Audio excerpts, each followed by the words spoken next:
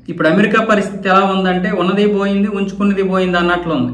భారతదేశం లాంటి దేశం మనం ఎలా చెప్తే అలా ఆడుతుంది. ఎందుకంటే మనమే అతిపెద్ద దిగుమతి భాగస్వామ్యం కాబట్టి మన దగ్గర ఇంచుమించు $89 బిలియన్ వ్యాపారం చేస్తుంది కాబట్టి భారత్కి మనం ఇప్పుడు ఏం చెప్తే అది ఎలా చెప్తే అలా ఏదైనా వింటుంది, ఏమైనా చేస్తుంది అనుకున్నటువంటి అమెరికాకి మనం SCO సమ్మిట్ తో కలవడం, అక్కడ ముఖ్యంగా మనం భాగస్వామ్యమే కానీ ఇంతకు ముందు అంత ఇదేం లేదు. కానీ ఎప్పుడైతే అమెరికా ఇలాంటి ఓవర్ యాక్షన్ చేసిందో సుంకాల పేరుతో మనం SCO సమ్మిట్ లో కూడా అమెరికాకి మండే విధంగా చేశాం. భారత్ చైనాకి దగ్గర అయ్యేసరికి అమెరికాకి ఇప్పుడు మండుతుంది. దాంతో ఇప్పుడు భారత్ ని విపరీతంగా పొగిడేస్తుంది. ముఖ్యంగా ఇప్పుడు house select committee on China అధిపతి జాన్ ములెనర్ అయితే భారతదేశాన్ని పొగిడేస్తున్నారు. మన దౌత్యవేత్త వినయ్ కొత్రాతో ఆయన భేటీ అయ్యారు. భేటీలో అసలు భారతదేశం ఇంత అద్భుతమైనటువంటి దేశం అని అసలు మేము ఊహించలేదు.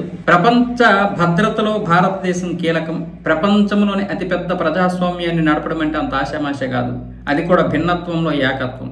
అనేక మతాలు కులాలతో కూడినటువంటి దేశాన్ని శాంతి సౌభ్రాతృత్వానికి ప్రతీకగా నడపడం, రాజకీయ స్థిరత్వంతో నడపడం, ముఖ్యంగా గలహాన్ లోయలో జరిగినటువంటి ఘర్షణలకి భారతదేశం తీసుకున్నటువంటి నిర్ణయాలకి మేము అసలు ఫిదా అయిపోయాం. టిక్ టాక్ బ్యాన్ అయితేనేమి, మిగతా వెబ్సైట్లు బ్యాన్ అయితేనేమి, దాదాపు ఒక 600 యాప్లని బ్యాన్ చేయడం అనేది అంత ఆశామాషే కాదు. ఆ నిర్ణయం నిజంగా భారతదేశం ఒక అద్భుతానికి సూచిక. అలాంటి నిర్ణయం బహుశా మేము తీసుకోలేమేమో అంటూ ఇప్పుడు అతనైతే పొగిడేస్తున్నాడు. ఈ జాన్ ములెనర్ విపరీతంగా పొగిడేస్తున్నాడు. ఎందుకంటే ఇప్పుడు చైనాకి మనం దగ్గర అయ్యాం.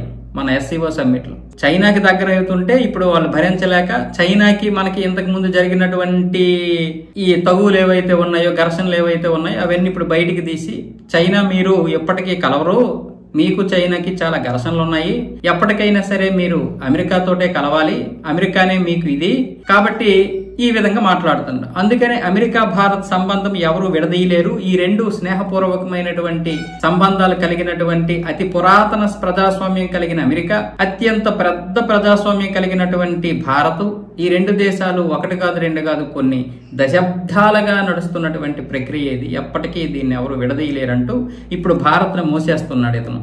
ట్రంప్ కూడా భారత్ను మోసేస్తున్నాడు. ఎందుకంటే ట్రంప్కి మరొక ఆప్షన్ లేదు. చమురు కొంటున్నామనే ఉద్దేశం కాదు, కొన్ని ఈగోల వల్ల అలా దూరం పెట్టాడు. ఇప్పుడు ఈ ట్రంప్ ఈ సుంకాలు తీసేస్తే తన ఈగో హట్ అవుద్దని తీయడం లేదు. కానీ భారత్ దూరం అయిపోతుంది, రోజు రోజుకి చైనాకి దగ్గర అయిపోతుంది. ముఖ్యంగా రష్యా పోను పక్కన పెడితే రష్యా లాంటి దేశాన్నైనా చైనా లాంటి దేశాన్నైనా అడ్డుకోవాలంటే భారత్ లాంటి దేశం సహాయం కావాలి ఆసియాలో. ఇప్పుడు దీన్ని వదులుకుంటుంటే ఇప్పుడు అమెరికా యొక్క పద్ధతి ఏంటో అర్థం కాలేదు వాళ్ళకి. అందుకే అమెరికా రాజకీయాల్లో చాలా మంది విమర్శిస్తున్నారు. ఇది రాజకీయం కాదు, కరెక్ట్ కాదు, వ్యూహాత్మక దేశాన్ని వదులుకుంటున్నారని విమర్శిస్తూనే ఉన్నారు ఇప్పుడు. అందుకే ఇలాంటి పాటలన్నీ వాడుతున్నారు వీళ్ళు.